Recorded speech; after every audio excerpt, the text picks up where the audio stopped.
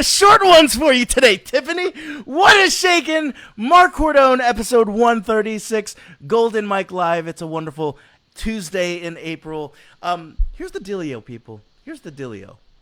You can walk around and based on your behaviors, whether they're consistent or inconsistent, people draw conclusions about who you are and how you show up to different things, whether it be in business or out of business. This is your personal brand. And we're going to talk about it even more from personal brand, going further than your product brand and into something amazing called your legacy brand. Yeah, I see you, Julius. Thank you for joining us today. It's a good day, Julius, to be in here because our guest today, our two-time Golden Mike guest today, is number one, a friend of mine who loves tacos. Number two, is an expert and has a business on branding and particularly legacy branding, and also at the same time has been teaching this at her alma mater for almost 8 years now? Yeah, it's actually a little more than that. Yep. Okay, so you've been teaching for like more than 8 years at your alma mater, Kendall College of Art and Design and Branding. She's worked with vodka companies, with Burt Bees. She looked at my website at one point and told me to take the clutter off of it. And she's obsessed with the idea of rebranding, which is why she is here today. Julius, good to see you. George, it's good to see you. At Home Slice, as you want to call me. Andrew, it's good to see you. They're all popping in to see the Neuman today. Tiffany Neuman, how are you, my friend? I'm wonderful. How are you today, Mark? Glitches can't stop us. And in fact, we've got an even better audience than we had the first time. So I'm stoked to stop the Facebook Live and to restart it with you. M. Shannon, it's good to see you. They're all popping in the show. Everybody say hi to Tiffany, please. Give us a round of applause. Give us a thumbs up. Let us know you're alive today.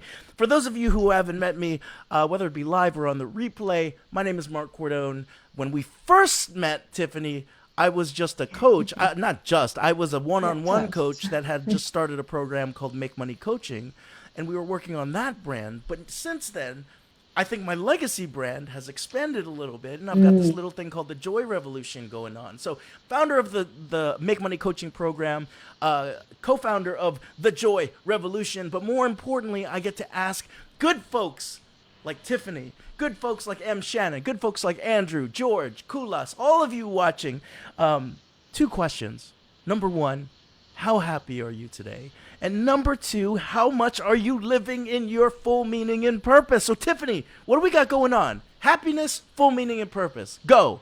Love it. I am extremely happy because I'm here with you today and you always have so much energy and make me happy. But even that, I'm happy in general just because I get to do what I love every day and serve my purpose. And that's really my mission in the world is, to be a light in the world and show others that they can also do the same thing. If you can dream it, you can do it. If you can dream it, you can do it. Right, Warren McPherson, who just joined the watch party. I love it. I love the fact that people are tuning in. For those of you who are feeling good and living in full meaning today, and there's a few of you in here, and feeling what Tiffany just threw down about happiness and meaning. Tiffany, give us some hearts. Show us how that heart beats. There's a button down there. Do not be afraid, people, to hit that heart button. Hit the heart button. Let us know that you're alive. Let us know that you're ready to receive what it is that Tiffany's going to throw out there to us.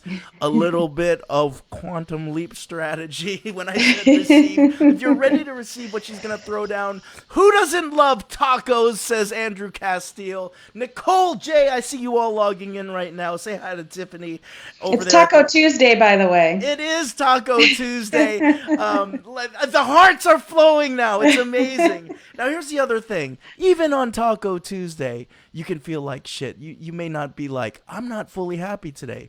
Or even on Taco Tuesday, you can say stuff like, hey, I've been teaching in my college for 8 years, and I've fallen out of love with it. It used to be my full-on passion. That's cool. That's a part of your hero's journey. You're living your life.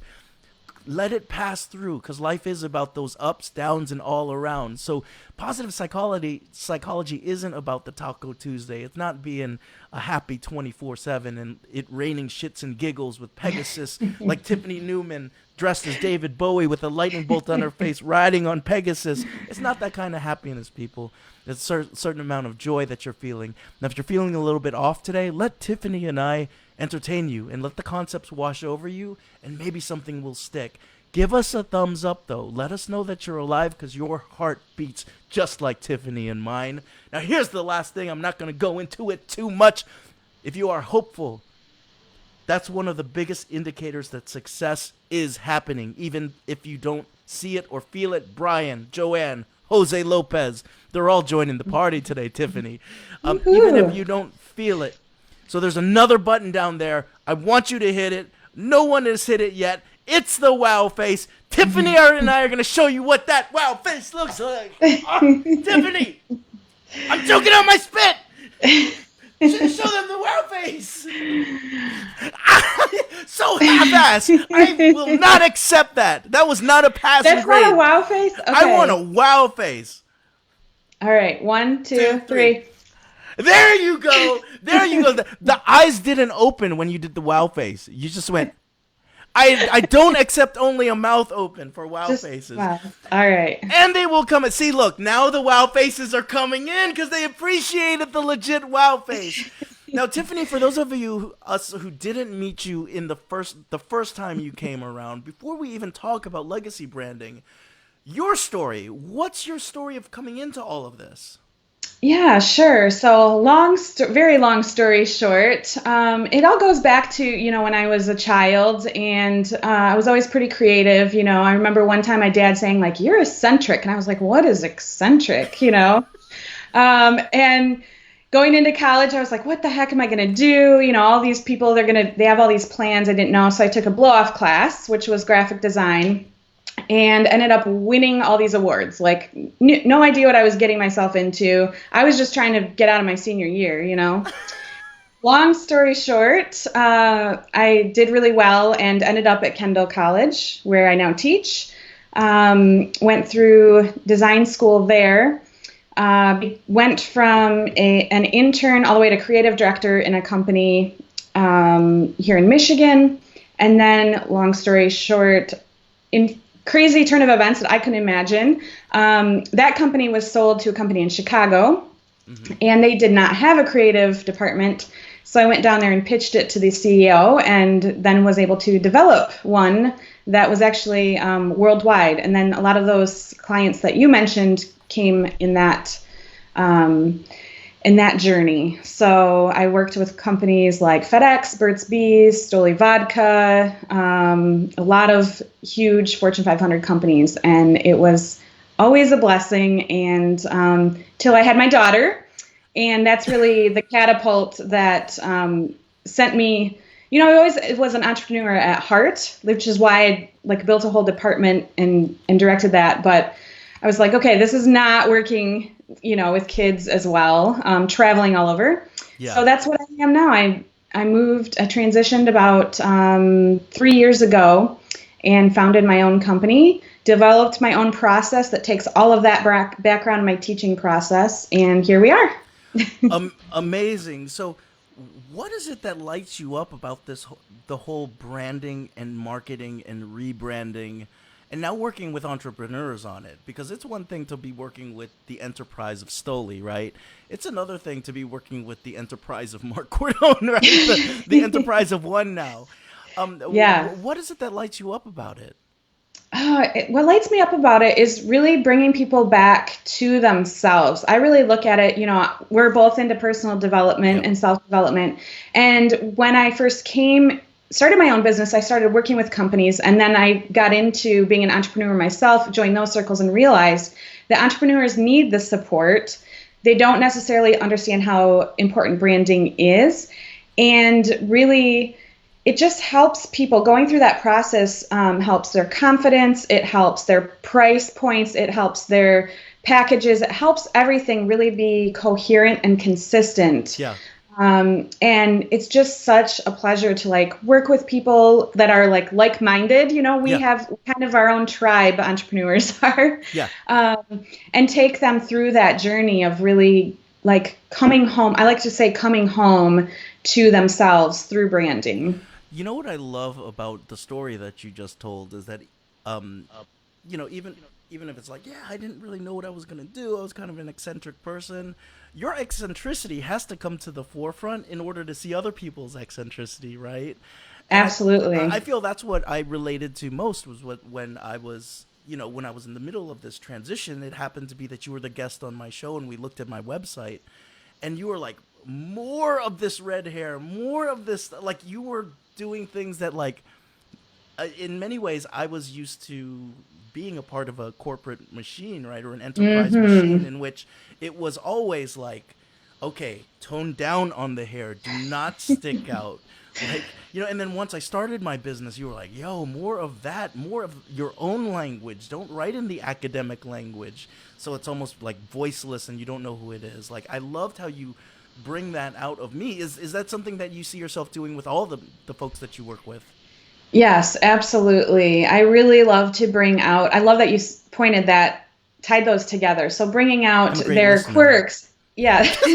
Bringing out your quirks. Like I literally have a big portion of the journey that I take people on is their brand story and going back and looking at what brought them to where they are now, and really tying that in. And then also shedding a lot of those. For me, it was the same thing, corporate. I found myself when I was in corporate, I would wear these ugly black suits, because I was also really young for what I did. And it was mostly male dominated. And so I just had this picture of myself of who I had to be taken Yeah. seriously. And I think so many people come into the entrepreneurial space like that, and they kind of lose touch with their truth and who they are. And so I love to help people like get back into that and really let that out and be okay with it and be comfortable with it and be confident about it. It's so true. I mean, you can call this eccentricity or not, but on my strengths finder, my virtues in action strengths finder, levity shows up as one of my top strengths. And when I was working in an institution, like if you were to show levity at certain times, institution of education, we both work at them, like with a faculty meeting or something like that, where um, you know. It's really intense, but no one's having fun. So, like a perfect joke, it will help everyone's energy get back up. And break the ice, Right, right? but it feels like the pressure was almost like don't speak up and use levity right around here because we take our shit so seriously that Mm-hmm. we won't take you seriously if you use that strength. So I love the fact that when we were working on my site, you were like, "Yo, crack those jokes. If you need to curse, but but like, and look at where it's come now to the point where the Joy Revolution is like the full circle of all of this stuff, right? We got our Love we got our it. friend Jorge. I have to recognize Jorge. He always tunes in Hi, every day. Jorge. From Puerto Rico, it's good to see you, best in the world. George is already lighting up. Love this message, Tiffany. The entrepreneurship tribe. It's a special, special group. Um, Yeah. Andrew is still posting taco pictures up, so I'm going Love to it. share the tacos. I can't wait to go back and check out the tacos. I love it. Taco Tuesday with Tiffany. You know it's a miracle when we meet on Taco Tuesday. I So know that was not planned. it's amazing. Oh, and then they're hitting the wow face when we say okay. When I say taco, you guys say hit the wow face. Taco, Wow face. taco. Wow face. So this is what I want to get to right now. How do you define brand, and what's the difference between branding and marketing, because the two terms are usually coupled together, and we have a lot of entrepreneurs up in this space today. So that let's start with that, Professor. Sure. How do you they're hitting the wow face, you mofos. Hit it, keep hitting it. Taco!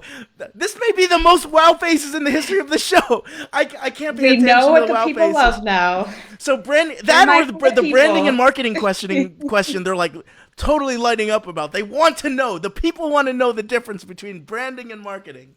All right. So, branding, one of my favorite quotes is branding is what people say about you when you're not in the room. So, a lot of times I think people really think that branding is simply your logo and your colors and the visual aesthetics of your business and yourself. And as entrepreneurs, our brands are ourselves. It's a personal brand as well as your business typically. And there's lots of things I could say about that. But to keep to your question, where marketing is really the tools that you're using to bring people into your business. So you can have marketing and a horrible brand. You can have marketing and no brand. Well, that's not true. You always have a brand, whether you consciously or unconsciously, you have a brand. You're building. As long as you're interacting with people. Exactly. So if you go and Google yourself, if you look at your Facebook page, your website, that's all branding. And I consider that all of your touch points. So a touch point is anytime people are interacting with you. Even if you go to a live event, things like that, that's your brand. It's the way you answer emails. It's the customer journey, the way people interact with you when you're onboarding them or offboarding them from a program, things like that. It's the way that you handle calls with them. All of those things are your brand. Whether you have levity, or you're really serious, that's your brand voice. Where marketing is really the tool set to go ahead and attract your ideal clients. So that may be, your Facebook advertising, your funnel, if you're a funnel person. Oh, look, your eyes go up and to the left. You're not a funnel person, are you? We could talk more about that. I'm a funnel person in some respects. There's a lot of people selling funnels that are miracles, and it's not a thing. But that's we got another show coming up here. There's a lot of people selling miracle funnels. Yeah. Someone be calling out the snake oil salespeople in the biz. I'll call people out. I'm not afraid to do that. So marketing is really your tools. So, the way that you're going about doing things, whether you're going to be, do huge launches like my client Selena Sue, or you're going to, like me personally, I don't do these huge launches. I'm very one-on-one, high touch. And so my marketing's a lot different than somebody who has large program with thousands of people. Gotcha. So maybe this is one of the things that I want y'all to. This is a big crowd we have up in here today who can't stop hitting the wow face now. Yes. So for everyone who's watching, you don't even need to be an entrepreneur in this, but just the way that Tiffany has defined the word brand, what would you say your brand is? And I know that it's a tough thing to think about, but what would people say when you're not in the room? About you, and because that's the consistency of you being able to show up, or that's the amalgamation of behaviors, basically, right?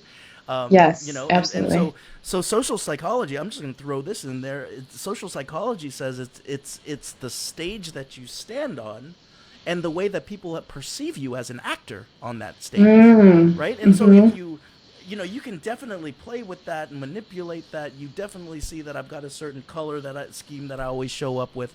But there's also an attitude scheme that I always like to show up with. Hopefully, Tiffany and you meeting me in person when we were in New York, it was the same dude that you get to see. And so definitely, to me, that's one of the greatest things about my brand is that I get to totally be myself. Write in what your brand is. Write in what your brand is in right here, because we can talk about this stuff throughout. It's an interactive show now. Andrew, who's writing more about Taco Tuesday, but talks about he saw your eye movements when I talked about funnels. He saw your your little eye roll, man. You can't hold it back. Walter is tuning in from Canada. If we don't know ourselves, how will we teach others to talk about us when we are not there? Wow. So he's really talking about a know, like, and trust with yourself. Now, I want to talk about some of the mistakes people make when they're initially starting out branding. Yeah. And I wanted to see what you thought. For me, when I first started with my brand, I was the same dude. But in terms of what I talked about, it was like I focused too much on what I was not rather than focus on what I was. And maybe that's a mistake, but it was all about rebelliousness. It was all about how I'm not only kind of woo, but I'm very science and empirical data driven. It was almost like I was anti-woo. I was I'm the empirically driven guy. And then it was like almost like an anti-Tony Robbins, right? So even when I started this show, like the whole thing about what is shaking, it used to be a farce on leaders like that, right? Like those Nice. enigmatic Yeah. leaders. But now that I'm falling into it, I like that I like that character. But do you see people? What are the mistakes you see people making about their brands? And maybe it wasn't a mistake, but I think it was a mistake on my part because people didn't know who I was. Yeah, and I don't know if it was necessarily a mistake. I feel like when you really first start, it's kind of like a playground. It's like a sandbox. And I actually wrote a post about this, like stop, treating your business like a sandbox, because so many people do, and they continue to kind of play and try things. But really, when you're very first starting out, that's kind of a good thing to see what's landing with people, because I like to look, if you have a Venn diagram and you look at who you really are and who your ideal client is, that sweet spot in the middle is really where you want your brand to lie. And you're drawing it, of course. Our amazing staff here just drew Yes. the diagram. Yes. So that sweet spot in the middle is really where that is. So you don't know necessarily what people are going to resonate with, and really what's coming out of you. Is that really authentically you, or is that what you've seen other people do? I think the biggest mistake I've seen, if we have to nail it down to one thing, is you, like yours was a farce on it, but you copy your mentors, or you follow people on the line and you're like, oh, they're successful, I need to do that.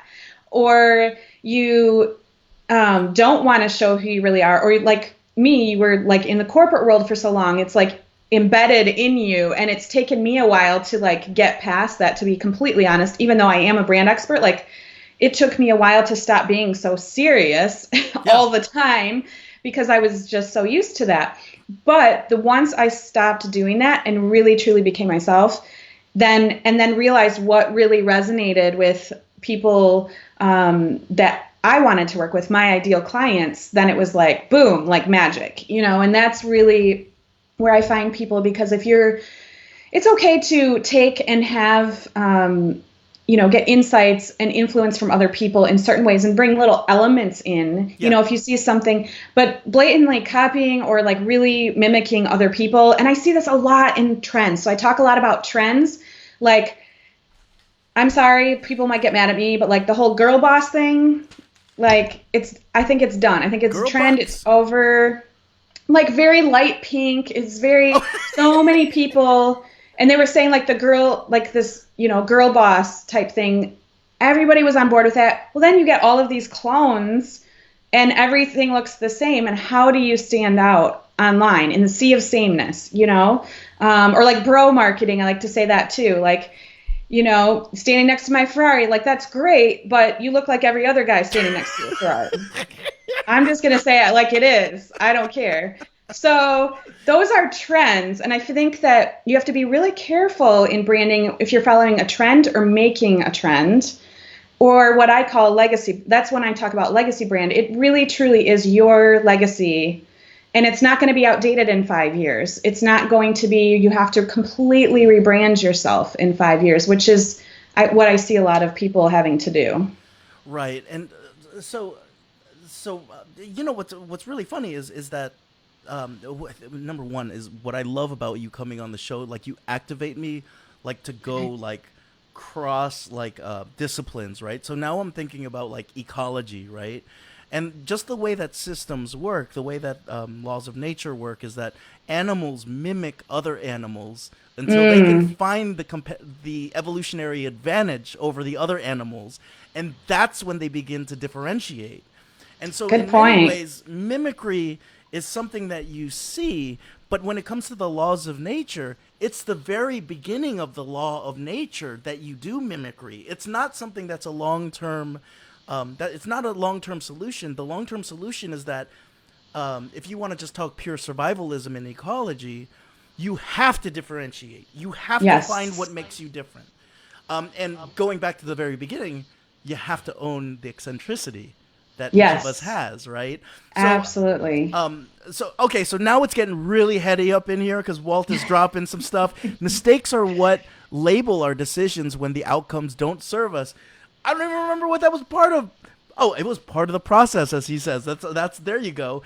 George is lit up. The public figure that we portray digitally is always going to be somewhat of an exaggeration of who we are in a way that sometimes becomes exactly who we want to be. I always tell clients that they won't be able to find what their brand is until they feel comfortable in their own skin. Absolutely. And then he went forward saying, think about sales. The best salesperson is the one that sounds like their authentic self while they're selling. Just a more confident person. George, Totally. a little wink and nod to George. I know what he watches. I pay attention to George's habits. George watches wrestling, but the best wrestlers, so I'm jumping all over the place, the best wrestlers who get over with the audience are the ones who just bring their personality out and turn it to 11. So it's not like we've become full exaggerations, because it's still something that's real. We're not a fake, phony character. There's something that we're bringing inside to the outer world and then turning the volume to 11.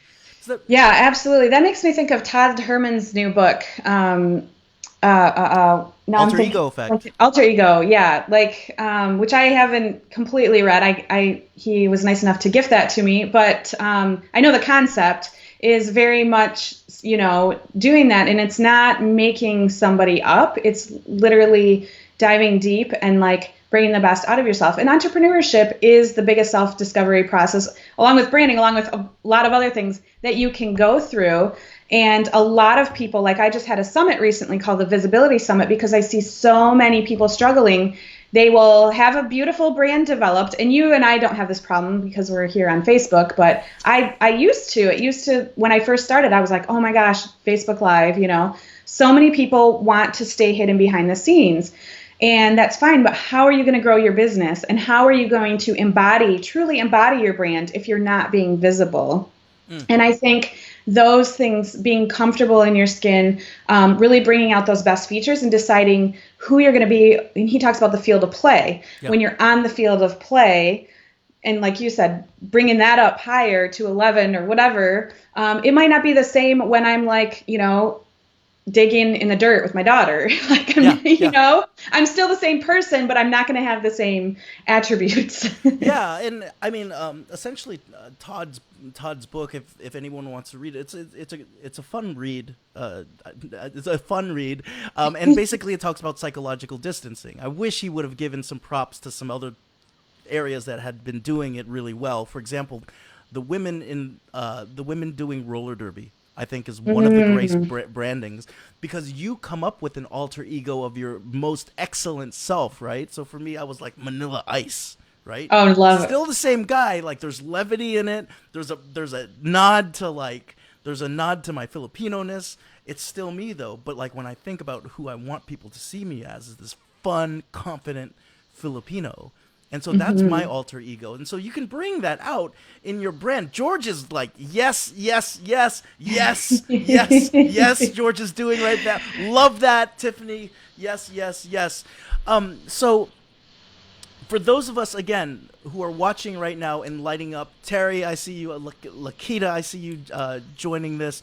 What is your legacy brand? Now, if it wasn't clear, explain it now a little bit further into what makes a legacy brand different from a product brand, and why don't we have to rebrand every 5 years when we have a legacy brand? So legacy brand is something that I kind of, as far as I know, I coined it. I'm sure other people use the term, but I really go full force on using that term is like the way that I teach branding. And again, it takes from my corporate and teaching background, and really I put legacy brand trademark since you coined it. I was like, let's put a trademark on it right now.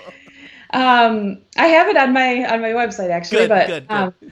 So yeah, it really brings together that. But then what I found with entrepreneurs, so typically when somebody starts out, they DIY brand, or they'll get a logo on Fiverr, and they're like, I have a brand, like I'm done, yay. And that's fine. Like at the very beginning stages, I agree it's not great to invest in a brand because you're going to grow so much. You don't know where you're at. But once you get to a certain spot even it could be 6 months in. I mean, it doesn't have to be that far in, but once you get to a certain spot where like, okay, I'm feeling good about this, I know this is the path I want to take, then it's time to create a brand.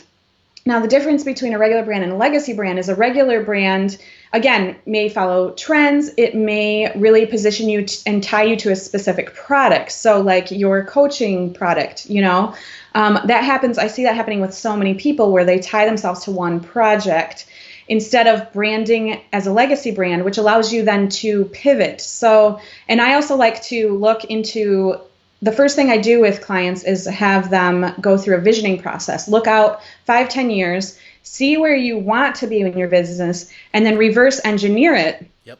And we brand you at that place. Again, not to be fake about it, but because you don't want to do something now and then rebrand later. So if you come from that spot later, it's something that you can grow into. You can do what you're doing now, but so many people do what they're doing now. And really, I was just talking to somebody yesterday who has programs that she's doing, but really she's writing a book and she wants to be known for something else, and so that's something she wants to grow into. And so we look at that and really brand you as the expert, as the thought leader in your space. And then that way, when you have new programs, when you have new projects, 10 years from now, you're 10 years older and things change, you can completely, do something new and still have that legacy brand in place. Yes. And the other thing I see too is a lot of people end up with disjointed brands because they will have all these different piece parts out there. And then what I like to do is help them really bring them all under an umbrella brand, the legacy brand, and redo that so that it's really cohesive, consistent. The messaging is the same, their brand story, and it all makes sense and it all looks the same as well. That's awesome. And what I love about the legacy brand and what you're implying now is that it really doesn't matter the product right now or in the future. It really doesn't matter the medium that you're presenting on. What really matters is that the visioning process, it's not going to be one in which it's like, okay, I see some touch point signs in New York City 5 years from now. My hair's going to be purple, which means that it's going to be a purple and white brand, right? That's not what I think you're talking about. I think what you're talking about is, if it's okay for me to be vulnerable with you, like, absolutely, I intend to be seen as one of the experts in using coaching and positive psychology in all the work that I do. And so when people 5 to 10 years from now think coaching and positive psychology, they'll say, oh, Marc Cordon was one of the ones who was a part of that. And by then my hair will have fallen out. Like I won't have the option of wearing my red wig and stuff like that. It will be, I may be totally different looking. I might have totally different programs. But when I show up, they'll say, Mark's a powerful dude, he's a happy dude, and he's smart as shit. Like, that's what I want my brand to be. And I also think that what you're implying with the legacy brand is that whether it be the Joy Revolution, right, the program, or me going to New York and giving a talk that is zero sales and all about my passion for the Joy Revolution, like just the concept of it, and then maybe doing a TEDx, then maybe going and doing, someone else's podcast. It all is a part of the legacy brand. Absolutely. Okay, that's what I'm hearing. Definitely. And I love that you made that differentiation because, like you said, it's going to be different. So what I see is really the legacy brand is like the skeleton. It's the container. It's, it's what holds your big idea, your big vision. And then, you may need to get pictures taken every 5 years. Have you ever seen the guys who are like, have their picture from 10 years ago and you're like, obviously that's not you, dude, It's starting to be me now, man. Like my picture's getting old.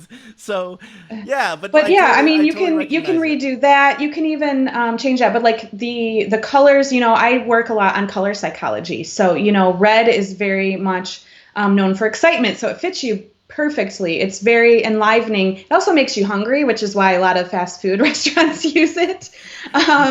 Where like tacos.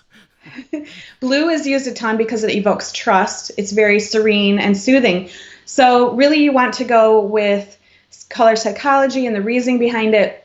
So many times people just like, I like this color, I'm Yeah. going to go with it. And that's fine too, but you really have to think about it from all angles. What is your ideal client going to resonate with? What is the psychology behind it? What is going to serve you in the long run? And then go with it. And the same thing with, the logo and all of that. I really look to make things look really clean and classic and amazing. And then you can change your photos and play with things underneath that can really bring extra life to it and your personality even more. Yeah, and what's really great too is when you gave me the concept of legacy branding, what happened was like the new iteration of my website, there was less words on it. Mm-hmm. There was more imagery on it. There was more actions. There was a lot more. Um, it wasn't me trying to explain to you that I'm a fun person. It's just like you come to the site and you just pick it up. You pick up on that Yes. energy, right? Yes. What do you want people to feel when they get there? Okay, so what Mm-hmm. are some of the questions that you asked during the visioning process then? Yeah, so I actually like to look at the four quadrants of people's life. So vocation is the first one because that's the main focus. But vocation, time and money, freedom, um, the your I'm blanking for a second. What are the other two? Oh, relationships and like personal development. And really, where do you want to be at all those places? Because I do believe it's like a holistic view on everything. Because again, as entrepreneurs, we are our business, and if you're not happy in your family life, it's going to show up. You're so good, Mark. It's going to show up in your Yep. business. It really will. And of course, like you said, we all have bad days. Like there's days I'm like, I have a Facebook Live schedule and I don't want to do it, but you Yeah. do it anyways. But so really getting clear in all of those areas and then asking, who is it that you want to influence? And I love to talk about the word influencer because my program is called the Influencer Leap. I take entrepreneurs and help them become influencers through branding. And influencers, unfortunately, has gotten sort of a bad connotation with some of the people, like, Kylie Jenner and things like that, or like these YouTubers that really don't have the substance. They're not experts The necessarily. expertise is not there. And they're seen as influencers. But the way I come from it is really, I love to serve people who truly are experts and become influencers. And the way I look at influence is really how you're bringing them along on your journey, how you're serving them, not the way you're influencing them to buy somebody else, something else. So who is it that you want to influence? What change do you want to help them undergo? What do they believe? What do you believe? And then we look at like a lot of things with ideal clients, like what their desires are, how you can align your goals with your aspirations, why these people should trust you. That's a very small portion of it. and that's a little more of the ideal client basis. But as far as the other vision piece is like, where do you want to be living? How do you want to be living? Because we also talk about like your packages and all of those things. How do you want your brand to look and feel? Well, if you want to live on an island and make $1 million, your brand has to look the part. It doesn't have to be all like diamondy and blingy, but it has to look really high end and professional. And you have to show up in that light if you want to live that lifestyle. It just goes together. You mean pink and girl bossy? Or pink and girl bossy. No, it makes total sense, right? And you're not gonna see me doing the Ferrari thing because I don't have a Ferrari yet. Right. You will. And then it just seems fake when people do that too. It's like, great, you have it, like, Yeah. but what? What's the exactly, substance with that? But one of the things that I think has been really fun about growing into sort of my legacy brand is, we've known each other for a good number of months. I feel like I've known you for a few years, but even over the course of a few months, like you always saw me showing up in t-shirts. But at this point now, there's certain stages that I'm getting that I want to carry my legacy brand on, and I'm suddenly putting on like even just like a suit, right? And the suit still fits because people can see that I'm in a growth phase, right? Like with the legacy brand, it fits because they can see my prices going up. It fits because they see me maturing, hopefully, but staying immature, But like, yeah, and it's an evolution. But then you could still. It doesn't mean you still can't wear T-shirts anymore. I mean, you see like Mark Cuban or somebody who shows up, and there's times, and I like to look at that too as like a as like you mentioned stages. So you have like front stage, center stage, and backstage. So backstage, maybe I'm wearing like unicorn pajama pants. I don't know. And then center stage is something like this, Facebook Live. Like I have a sweater. I have my pretty necklace because I love these awesome necklaces.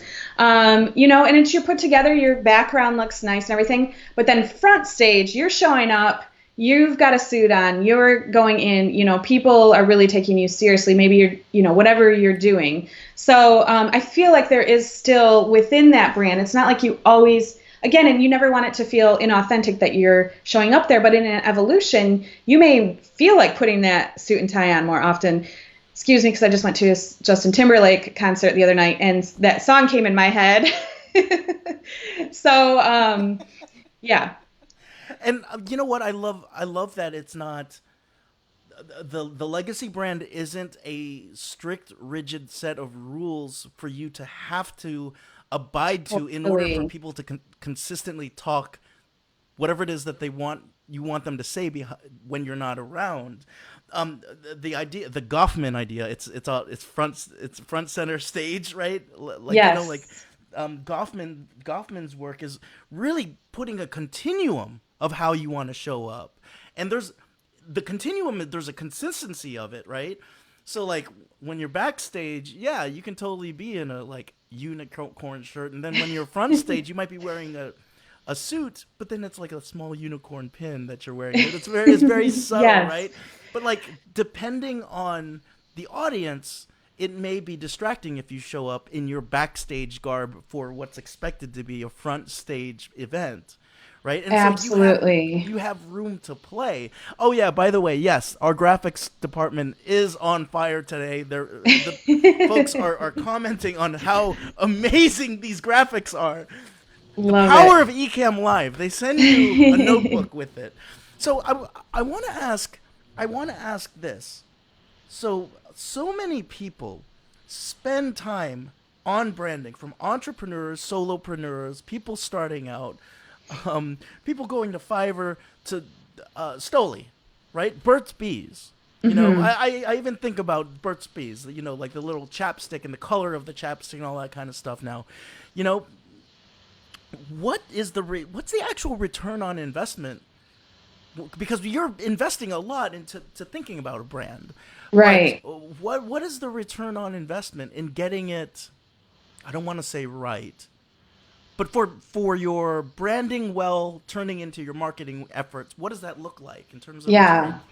So a lot of it's really intangible, but the tangible benefits that I typically see with clients is, it is intangible actually, but is just the raise in your confidence a lot of times to go out and realize this is who I am, like feel really comfortable with it.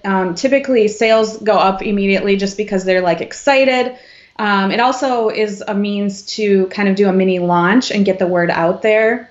A lot of it too is time-based. So time, as we know, it equals money. So trying to figure out what you're going to post on, if people have Instagram and they're like pulling from different places and trying to make all these graphics, like when you have a brand, a legacy brand in place, it's, you have a guide to follow. Of course, there's times you can break the rules, but you know what it is, and you can just immediately go, or you could pass it off to a VA or a team member if you want to, and they're able to take that. They know your brand voice, they know your brand structure, and it can just be done. It's something that then just plays in the background that you don't have to think about and you don't have to constantly worry about, and it's going to be consistent and good. And so that consistency is really huge as well, because then that really creates brand awareness online. And that's really why the big brands invest so much. I mean, millions of dollars a year. You're not going to see Coca-Cola one day trying blue. Like, it's not going to happen. You're not going to see, you know, Burt's Bees suddenly being red. You're not going to, you know, it's not going to happen. And that's completely because they know how important it is to stay consistency, not only visually, but in their messaging and in their brand voice.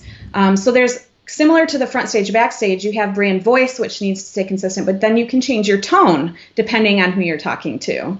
So the brand voice is always consistent, and then the tone you can change. Whether you're here on Facebook Live, you might be a little more lively and crazy and people know you, and say you're doing a TEDx, you will still infuse that energy, but you may tone it down a little bit just because it's TEDx, you know? Probably some 4-letter words I won't be using when I give that TEDx, right? So, yes. So tonality would change. I want you to talk a little bit more about brand awareness for folks who it doesn't click right away, because Sure. To me, walking through Times Square is a nice reminder of brand awareness, right? It's all around Right. you. It's ubiquitous. It's almost just you can't sleep at times if you're that close to Times Square. But what are you meaning when it comes to brand awareness? Brand awareness and for I also me. wanted to throw it out there because some folks might be like, "Oh, I'm a smaller company. I don't have to worry about brand awareness. That's really for the mega companies." Yeah, and that's I think what one of my main messages to the entrepreneur community is that how important it actually is. And if you look at the people that you respect and look up to that are influencers, typically they always have a very congruent brand, and that's very intentional. And so brand awareness is really the easiest way to say it, I guess, is that you're just top of mind with people. So you're visible, you're out there, and the way you're showing up is consistent. So if you think about people like Marie Forleo or Oprah or people who are very visible all the time, they're showing up, it's consistent. Their personality, their tone, you know, because if they're having a bad day, they're not going to show up as their bad day self necessarily. You know what I mean?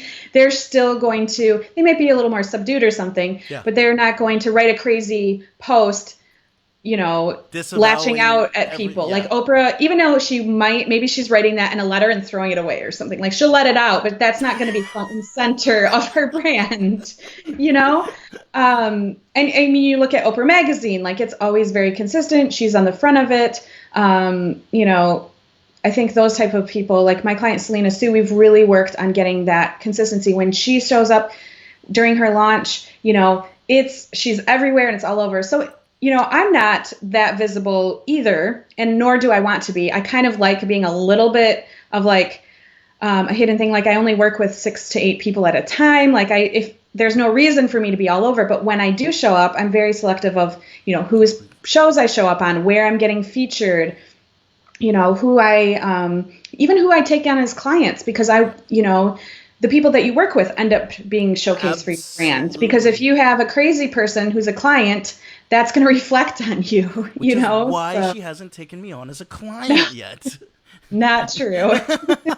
No, but it makes complete sense, right? That once you start thinking about your brand, you know, it really empowers you as the owner to be like, now I have a barrier to entry on who I allow into the brand, because technically who I allow into my brand become champions for it, whether I like it or not. And the way that people talk about my clients and their development or their lack thereof, their joy or their lack thereof, is a complete reflection on me. And that's my brand legacy as well. And so it could be like, I've got total domination on my brand legacy in terms of my locus of control. But if I'm letting people in who are inconsistent with the brand, and I haven't poorly thought about what my interaction would be with my ideal client, then that's really going to murk up the waters again, right? Right. Absolutely. Okay. And that's a good point too. So like, when I'm building a brand foundation with people, the vision is the first part. The second part that we get really clear on is your values. And a lot of people will be like, oh, integrity and, you know, harmony and blah, blah, blah. I'm like, hold the phone, like, one word sentences do not apply. Because that could be anybody. That could be your facial values. Expressions are on point today. That could be your values. That could be my values. So we get really clear on, like, what are your values in statement form? Like, what do you truly believe. And that then in turn helps you mold your full legacy brand, but then it also helps you make decisions clearly on who you're going to partner with, who you're going to, bring on as team members as you grow, who's going to be your clients. If, maybe somebody that asked you to be on their podcast, you're like, honestly, I just don't resonate. Maybe you don't want to say it to them. Like, I don't want to be on because you're not part of my brand or whatever. But, you're like, no, I think I'm going to pass because it's not really aligned. And so it's really about getting you in alignment with your truth, with your values, all those things to help you make those decisions moving forward.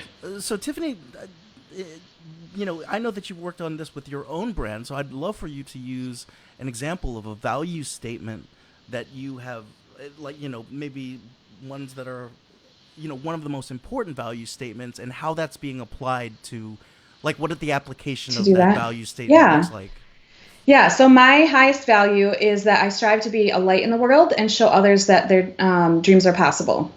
Okay. Which doesn't really have anything to do with branding, but really that's why I want to show up. And that speaks to not only my daughters, but my clients and just friends and family and everything. So when I show up, I really want to, whether I'm having a bad day or not, I want to show up in a positive way and be encouraging.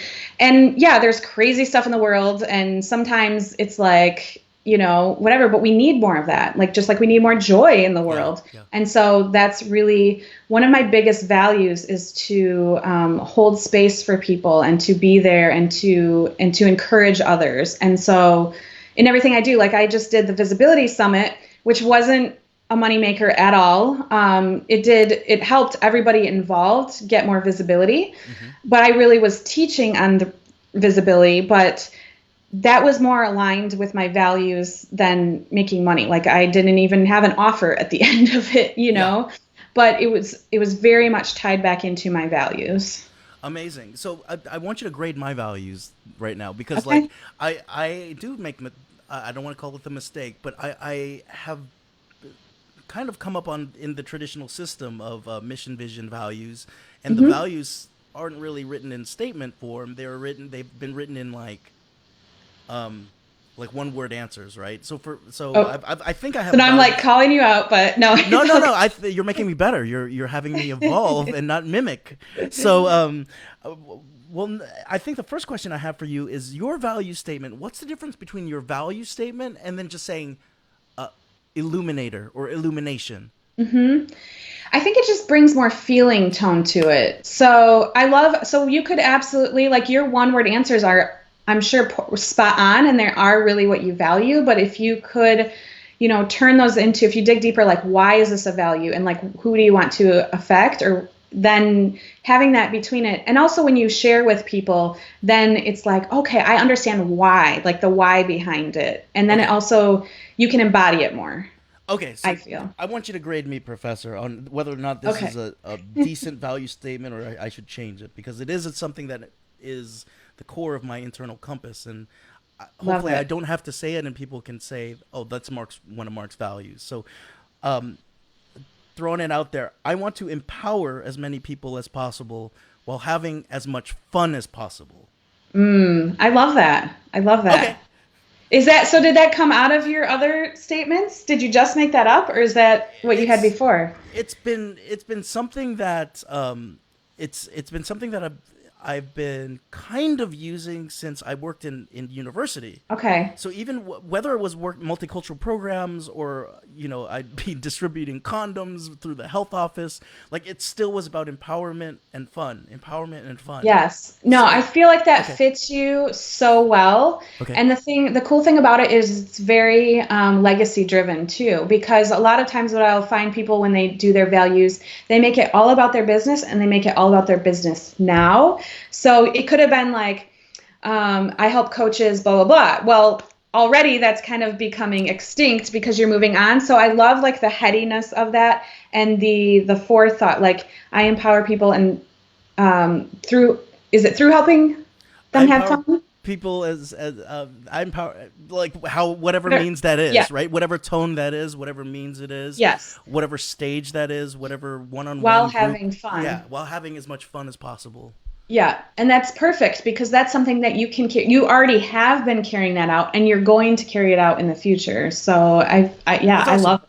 Yeah, well, thank you for the feedback. Those of you watching live have the ability right now to get feedback from Tiffany on if you've been using one word values or if you have a value statement that you've been working with and you want to get feedback. Now's the time to drop it in.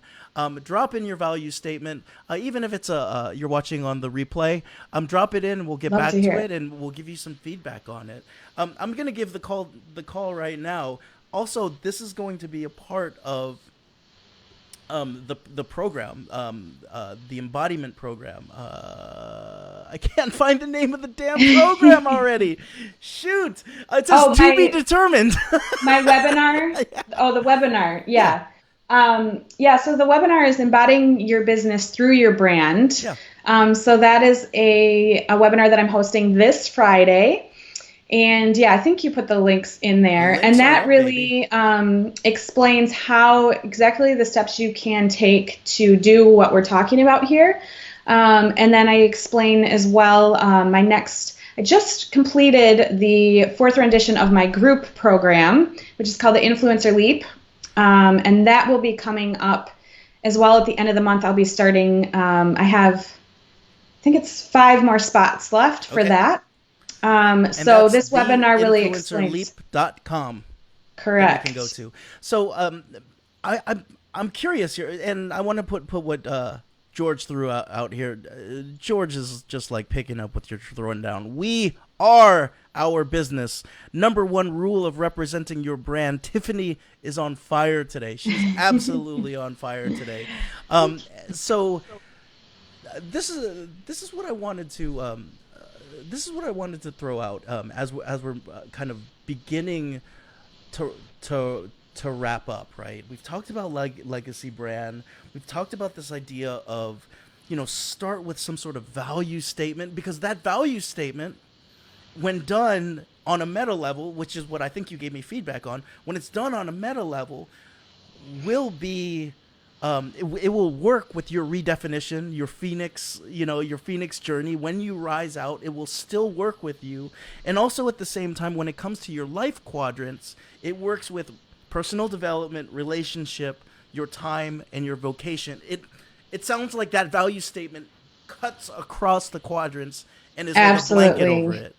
Gotcha. Absolutely. Gotcha. So this is like, Yeah, and typically it's great to have one value statement, but there are times when I say typically 5 is like kind of stretching it, but 3 is also good. Like if you just like have these really strong core values and you can't get it down into one statement, then you can have a few statements that you can kind of play with as well. But I think it's really important. And again, people are like, "Oh, values, vision, mission," it sounds very corporate, and that we don't, as entrepreneurs, don't necessarily need that, but it is so important, and really having that strong foundation in your business that, otherwise it's like quicksand and you're yep. like trying to scramble and figure it all out. If you have that really strong foundation, then you're solid and you just can move forward. And what I love about it as well is it may be you right now working on your business, or a small team working on the business with you having a heavy hand in it, right?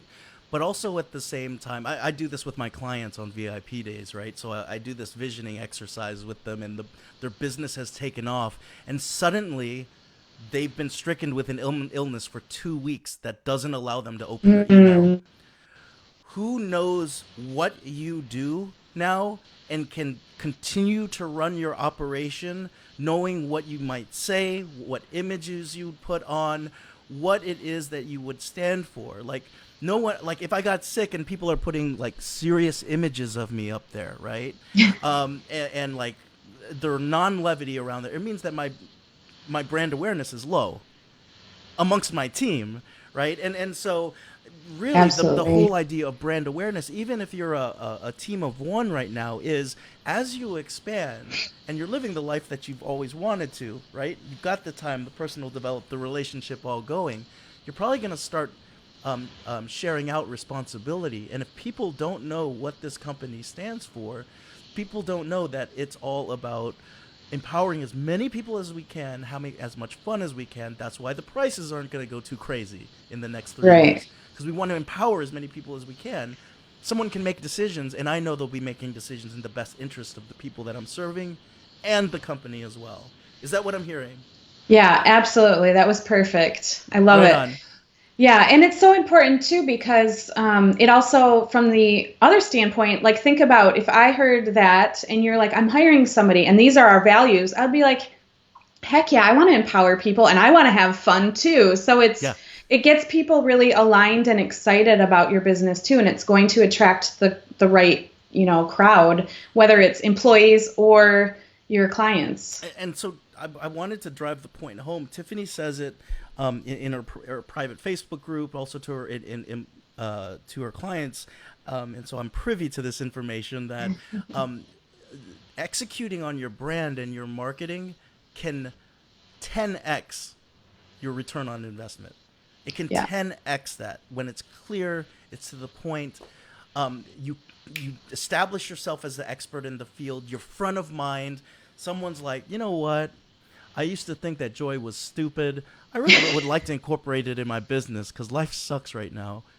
I'm going to get in touch with this Cordon guy that's been showing up on Facebook acting like a fool the whole time. That's where the brand legacy starts coming into play. And I'm not saying that I'm doing it right, but there's a lot of things that I'm still continuing to learn. Walter, you got the last word here before Tiffany gets the golden mic. I increase self-empowerment by increasing awareness that we are enough and that thriving in the process is living our joy. Oh, I love it. This is also what I love about you, Tiffany. Like, not only are you a hardcore brand strategist and a rebranding strategist, a legacy branding strategist, but you also incorporate people's lives and the reality of what's going on into what's happening. And so that's what I love about it. You're going to continue to get this from Tiffany if you go to rebrand.ly/embody. The webinar is this Friday. We didn't even scrape the surface of this. I mean, we didn't even come close to scraping the surface of this. Also, if you know that you wanted, you're feeling a good heebie-jeebie right now with working with Tiffany, 5 slots are left. So you might want to schedule something with her. TheInfluencerLeap.com. TheInfluencerLeap.com. Tiffany, I know we're going to have you back for a third one unless I change brands and you don't want to work with my brand anymore. But I would like to thank you for just making me better in points of emergency in my business. I've thought about what would Tiffany tell me to do right now, And so I really appreciate this. For those of you who got something out of this, forward this out. Show some love. Ask some questions. Engage with Tiffany. Go to the webinar if this is something is the next challenge for you in your business is to get this stuff straight and start getting that 10x back, right? Absolutely. Neuman, always a pleasure. It's been too long. Here's the dealio, my friend. A golden mic is coming down from your ceiling. And on this Taco Tuesday of Taco Tuesdays, it's coming to rest in front of you.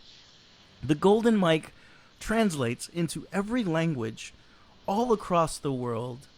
Everyone is listening. The amplifier goes live when I hit the switch. Oh, and I'm hitting the switch now. Tiffany, you are on the golden mic live. All right. What do I say? I don't remember from last time. Anything. Okay. I will say your business is a representation of your genius, and your brand is the doorway into your everlasting legacy.